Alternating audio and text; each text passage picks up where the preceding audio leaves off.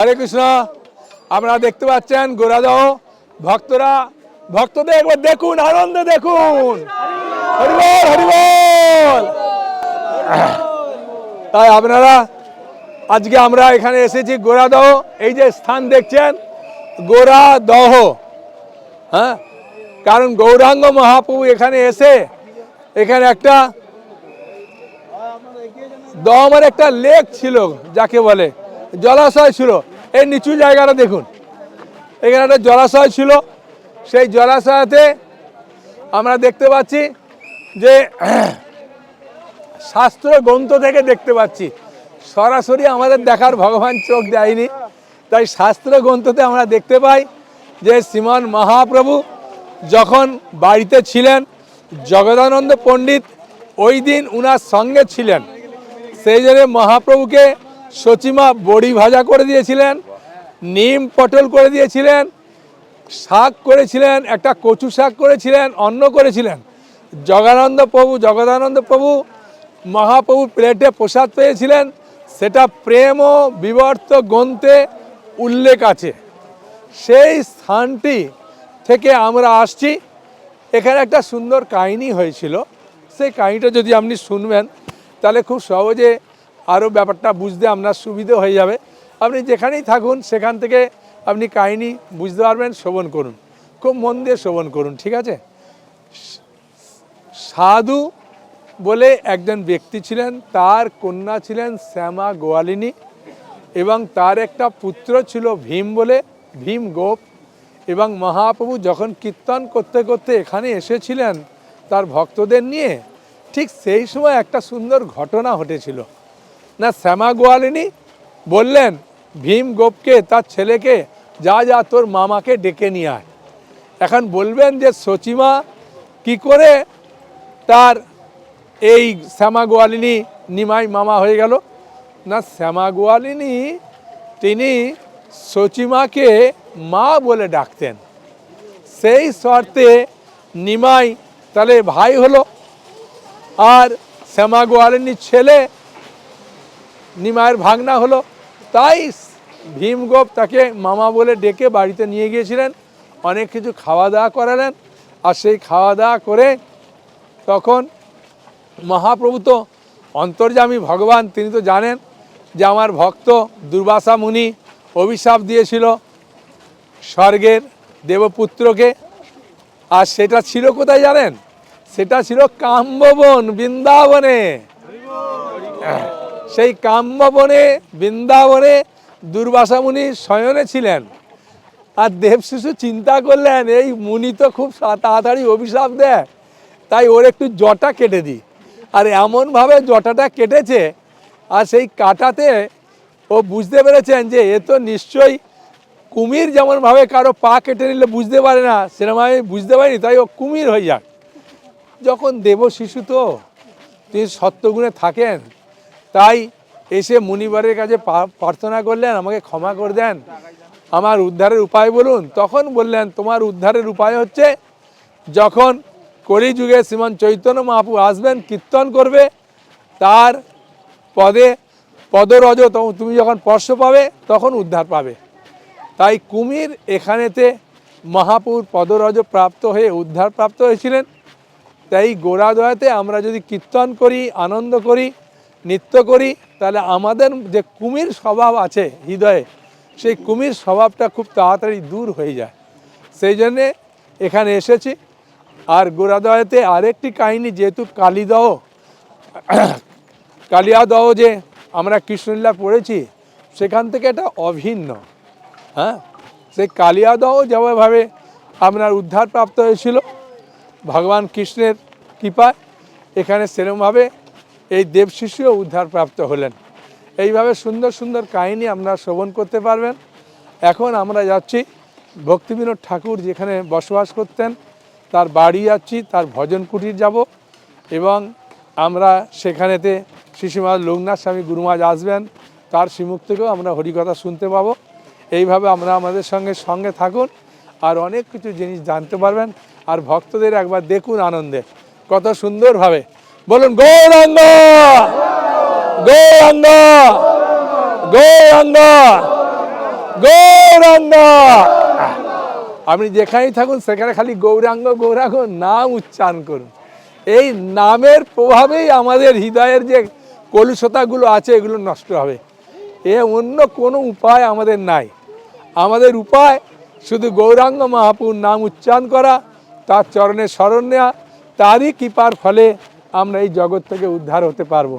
জয় শ্রীমান চৈতন্য মহাপ্রভু কি জয়, জয় শ্রীমান নিত্যানন্দ প্রভু কি জয়, জয় অদ্বৈত আচার্য ঠাকুর কি জয়, জয় গদাধর পণ্ডিত কি জয়, জয় শিবাস ঠাকুর কি জয়। এরমভাবে অনেক ভক্তগণ সেখানে এসেছিলেন। তাই আমাদের মধ্যে অনেক ভক্তগণ আছেন, তারা পরিক্রমা করছেন। আপনারা ঘরে বসে বসে এইভাবে পরিক্রমায় অংশগ্রহণ করুন, তাহলে পরিক্রমার ফল আপনিও লাভ করতে পারেন। হরে কৃষ্ণ। ধামেশ্বর মহাপ্রভু, স্বাভাবিক মনে প্রশ্ন আসবে, এই ধামেশ্বর মহাপ্রভু কে তৈরি করেছিলেন? এই ধামেশ্বর মহাপ্রভুর নির্দেশে স্বয়ং বিষ্ণুপ্রিয়া দেবী তিনি এক শিল্পীর মাধ্যমে এই মহাপ্রভুর এই বিগ্রহ তৈরি করেছিলেন। যখন এই জগৎ থেকে মহাপ্রভু অপকর লীলা করলেন, তখন বিষ্ণুপ্রিয়া দেবী কান্নায় ভেঙে পড়েছিলেন যে আমি কাকে নিয়ে থাকব। তখন মহাপ্রভু বললেন, আমি এই জগৎ থেকে যাইনি বিষ্ণুপ্রিয়া, তুমি এই নিম গাছের একটা ডাল কেটে আমার বিগ্রহ তৈরি করো। আর সেই বিগ্রহ তৈরি করলেন। সেই বিগ্রহই যখন গঙ্গার গতি পরিবর্তন হলো, তখন মায়াপুর থেকে ওই বিগ্রহ তার আত্মীয় জ্যাঠা বা কাকার ছেলে নিয়ে এসে এই নবদ্বীপে একটা দুর্গা বাড়িতে রেখেছিলেন।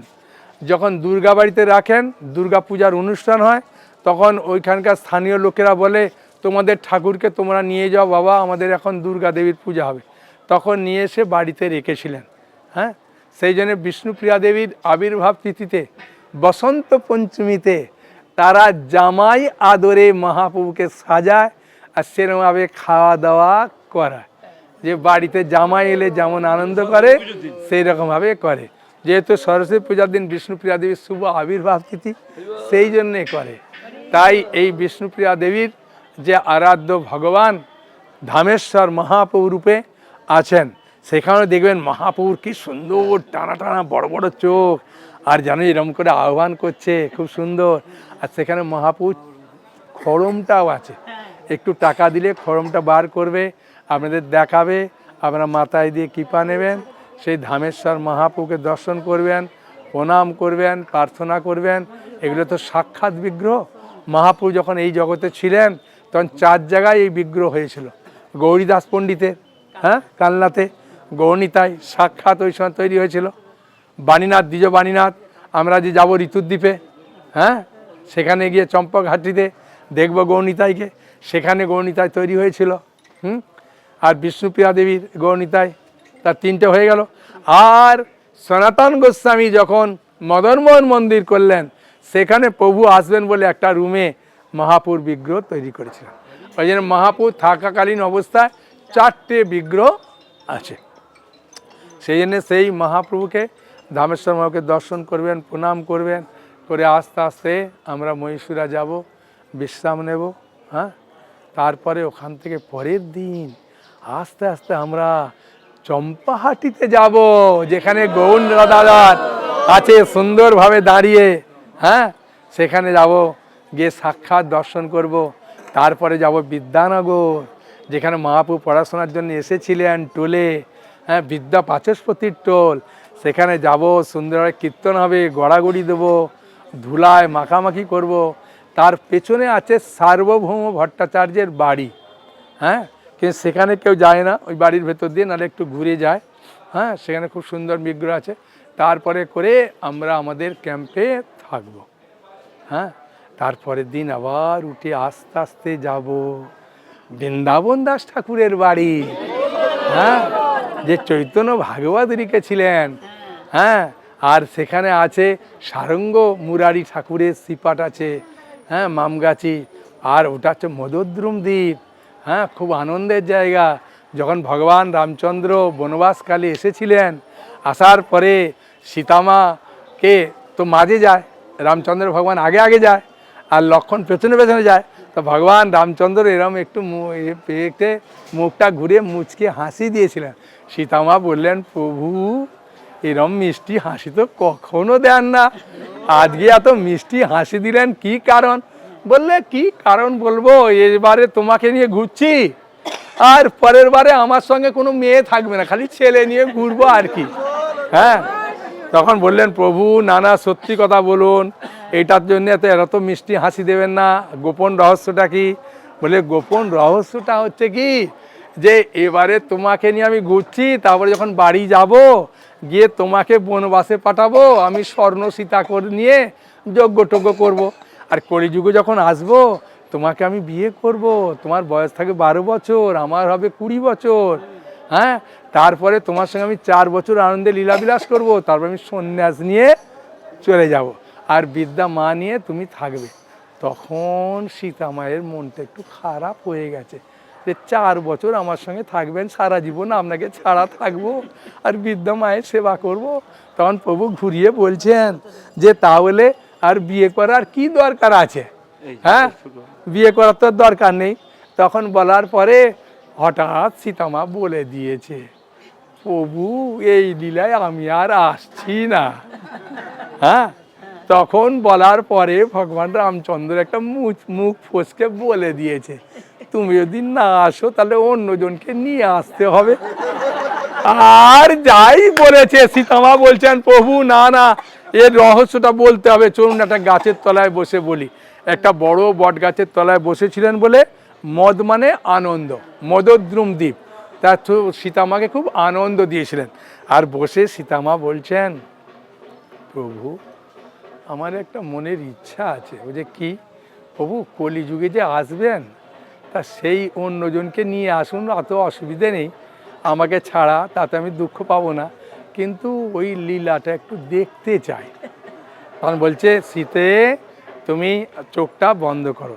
আর সীতামা চোখটা বন্ধ করেছে, দেখছে বাবা এর রূপে তো আমার প্রভু দুর্বাদল শ্যাম, আর কলিযুগে প্রভু আসবে কি গৌর বর্ণ, বাবা মুখটা কত সুন্দর গোল আর লম্বা চওড়া, কত সুন্দর তার পেশি, শরীরটা, গাটা পুরা খালি, কোনো ড্রেস নেই, খালি একটা উত্তুরি গায়ে, আর প্রভু লম্বা চওড়া, চুলটা খুব কোঁচকানো, আর কি সুন্দর তিলক পরেছে প্রভু, আর নৃত্য করছে, বাবা কত উঁচুতে লাফ দিচ্ছে, আবার পড়ছে, হাড়গোড় ভাঙছে না, সবাই নৃত্য করছে, কে গাছে উঠছে, কে গাছের পাতা দিয়ে যাচ্ছে, কেউ ডালে যাচ্ছে, কোনো মহিলা নেই, সব পুরুষ মানুষ মৃদঙ্গ করতল করছে, আর মায়েরা দূরে দাঁড়িয়ে আছে।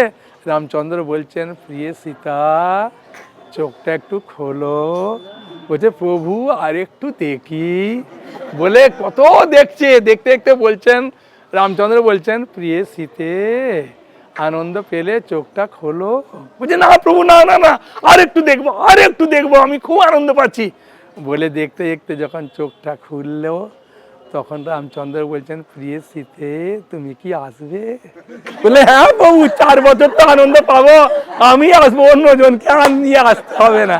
হ্যাঁ, তাই সেই সীতামা বিষ্ণুপ্রিয়া দেবী রূপে এলেন। হ্যাঁ, সেই সব লীলা আমরা দর্শন করব।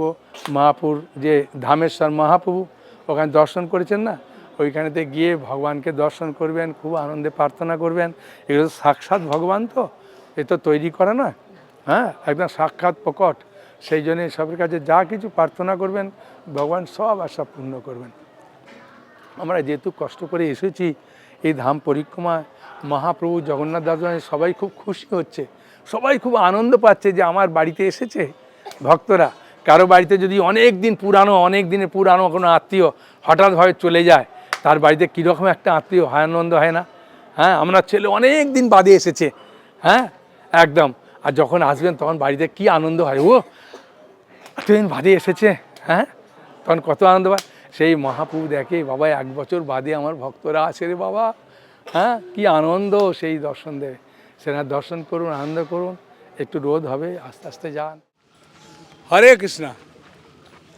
চৈতন্য মহাপ্রভুর সম্বন্ধে যদি আপনি পূর্ণরূপে জানতে চান, চৈতন্য মহাপ্রভুর বিভিন্ন জায়গায় লীলাস্থলী যদি জানতে চান, তাহলে আপনাকে তো চৈতন্য চৈতামৃত পড়তেই হবে। আর এই চৈতন্য মহাপ্রভুর শুভ আবির্ভাব তিথি উপলক্ষে সেই জন্য চৈতন্য চরিতামৃতর দাম একদম জলের দামে করে দিয়েছে। মাত্র 2595 টাকায় আপনি সম্পূর্ণ চৈতন্য চরিতামৃত পাবেন।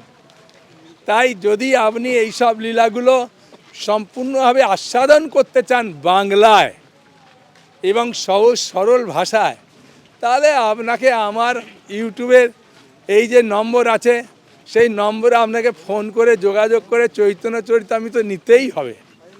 খালি আপনি ফোন করবেন 8373826061, নাহলে 7384845332। এমনি আমার ইউটিউবেতে নম্বর আছে, হোয়াটসঅ্যাপ, ওখানে ফোন করলেই আপনি পেয়ে যাবেন চৈতন্য চরিতামৃত সম্পূর্ণ। আর যদি একবারে টাকা দিতে না পারেন, হাফ হাফ করে দেবেন। এই চৈতন্য মহাপ্রভুর লীলা শোনার জন্যে আপনার জন্যে শুধু হাফ হাফ করে টাকা দিলেই হবে। ঠিক আছে, ভালো থাকুন, আনন্দে থাকুন। আজকেই বুকিং করে নেন, শুধু আপনি নয়, আপনার বন্ধু বান্ধব আত্মীয় স্বজন সবাইকে নেওয়ার জন্যে অনুপ্রেরণা প্রদান করুন, যাতে চৈতন্য মহাপ্রভুর কৃপা তারা লাভ করতে পারে। হরে কৃষ্ণ। হরে কৃষ্ণ। আমরা চম্পাটি দর্শন করলাম, সেটা আপনারা দর্শন করলেন। দর্শন করতে করতে ভক্তর সঙ্গে আস্তে আস্তে আমরা বিদ্যা বাচস্পতির টোলে এসে হাজির হয়েছি। সেখানে ভক্তরা কত সুন্দর কীর্তন করলেন। আর বিদ্যা বাচস্পতি গৃহে টোলে মহাপ্রভু এসে যে কলমে লিখতেন সেই কলমটা পুঁতে দিয়েছিলেন। সেই কলমের গাছ, এই কলমের গাছ কেউ বুঝতে পারছে না এটা কোন গাছ, কি নাম, কেউ এখনও জানতে পারছে না। আর মহাপ্রভুর আমল থেকে, মহাপ্রভুর 540 বছর গৌরব তো চলছে, তা মহাপ্রভু যখন থেকে টোলে পড়াশোনা করতেন তখন এসে পুঁতেছিলেন, সেই গাছ আছে। আমরা সেই গাছকে আলিঙ্গন করলে কৃষ্ণ প্রেম লাভ হয় এবং খুব খুশি হয়। চৈতন্য মহাপ্রভু, নিত্যানন্দ প্রভু, অদ্বৈত আচার্য পণ্ডিত, গদাধর পণ্ডিত, শ্রীবাস ঠাকুর, এই সেই গাছ, যে গাছ মহাপুরুষ স্বয়ং এখানে পুঁতে দিয়েছিলেন। এই বিদ্যা বাচস্পতি হচ্ছেন সার্বভৌম ভট্টাচার্যের নাম তো আমরা চৈতন্য চরিতামৃতে শুনেছি। তার ভাইয়ের নাম হচ্ছে বিদ্যা বাচস্পতি, যিনি স্বর্গের দেবগুরু বৃহস্পতি, তিনি সার্বভৌম ভট্টাচার্য রূপে এসেছিলেন। এই বিদ্যা বাচস্পতির গৃহে মহাপুরুষ সন্ন্যাস নিয়ে এসেছিলেন মাকে দর্শন করার জন্যে এবং গঙ্গাকে দর্শন করার জন্যে। পাশ দিয়েই গঙ্গা বয়ে যেত। বিদ্যা বাচস্পতির গৃহে যখন মহাপ্রভু আসেন, সেই সংবাদ যখন নবদ্বীপে পৌঁছালো, তা লক্ষ লক্ষ লোক আসছে এবং যে নৌকায় চাপছেন, আমাদের আগে ক্লাসে বলেছিলেন শ্রীমৎ ভক্তি বিজয় ভাগবত মহারাজ, নৌকা ডুবে যাচ্ছে কিন্তু কেউ মারা যাচ্ছে না। কেউ কলার ভেলা করে আসছে, এমনভাবে গঙ্গায় ভাসতে ভাসতে আসছে যেন মনে হচ্ছে সবার খালি কালো মাথাগুলো দেখা যাচ্ছে। এত লোক আসছে, আনন্দে আস্তে আস্তে এই বিদ্যা বাচস্পতির গৃহে এলেন। তখন মহাপ্রভু লুকিয়ে পড়েছিলেন, তারপরে সবাইকে দর্শন দিলেন, কৃপা দিলেন। এবং এত লোকের ভিড় দেখে মহাপ্রভু ওখান থেকে চলে গেলেন কুলিয়া মাধব দাসের বাড়িতে, মাধব ভট্টাচার্যের বাড়িতে চলে গেলেন। সেখানে গিয়ে আবার ভক্তদের দর্শন দিলেন। এইভাবে মহাপ্রভু সকলকে কৃপা করার জন্যে, কি ব্রাহ্মণ, কি ক্ষত্রিয়, কি বৈশ্য, কি শূদ্র, কি চণ্ডাল, কি নিচু জাতি, কে কি নেশা করে, কে অন্য সম্প্রদায় থেকে দীক্ষা নিয়েছে, কেউ পাষণ্ডী, কাকেই মানলেন, সবাইকে অকাতরে প্রেম দিলেন। পাপি তাপি যত ছিল হরি নামে উদ্ধারিল, তার সাক্ষী জগাই মাদাই। সেই জগাই মাদাইকে যেমন কৃপা করেছেন, আমরাও মহাপ্রভুর কাছে এই বিদ্যা বাচস্পতির টোলে প্রার্থনা করব যে মহাপ্রভু এখানে জ্ঞান লাভ করে সারা জগৎবাসীকে কৃষ্ণ ভক্তে পরিণত করেছিলেন। আপনি কৃপা করুন হে গৌরনিতাই, যাতে আমরা সেই জ্ঞান লাভ করে সারা বিশ্বে মহাপ্রভুর বাণী প্রচার করতে পারি, নিত্যানন্দ প্রভুর বাণী প্রচার করতে পারি, গুরু গৌরাঙ্গকে সন্তুষ্ট করতে পারি, শ্রীল প্রভুপাদকে সন্তুষ্ট করতে পারি। আর এখানকার ধুলি হচ্ছে চিন্ময় ধুলি, যে ধুলি গায়ে লাগলে আপনার হৃদয় মন পবিত্র হয়। সেই ধুলিতে আমরা এসেছি, আমরা গড়াগড়ি দেব, আনন্দ করব এবং ধুলি মেখেছি। সেই ধুলির এত সুন্দর মাহাত্ম্য, সেই জায়গায় আমরা এসেছি। তাই যারা যারা আপনারা দেখছেন তারাও ভাগ্যবান, ভাগ্যবতী। এই অনলাইনের মাধ্যমে আপনি পুরা বিদ্যা বাচস্পতির টোল দেখতে পাচ্ছেন, ভক্তদের দেখতে পাচ্ছেন, আনন্দ দেখতে পাচ্ছেন। তাই আপনারা সঙ্গে থাকুন, আনন্দ পাবেন এবং 9টা দ্বীপ সম্বন্ধে সম্পূর্ণ জানতে পারবেন।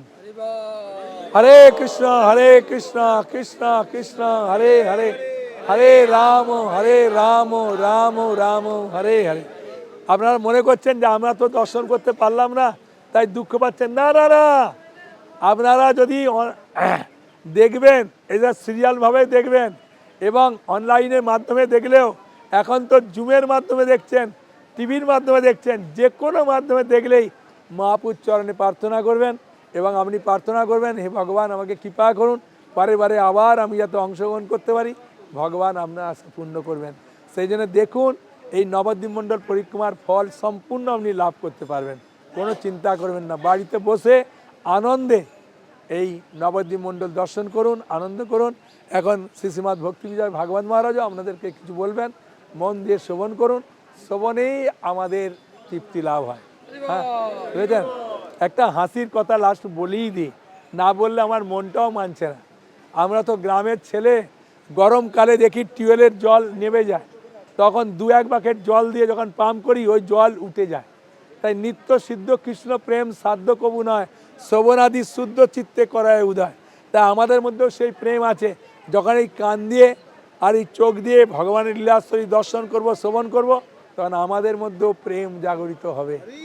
হরি বল হরি বল, হরে কৃষ্ণ কৃষ্ণ কৃষ্ণ হরে হরে, হরে রাম রাম রাম হরে হরে।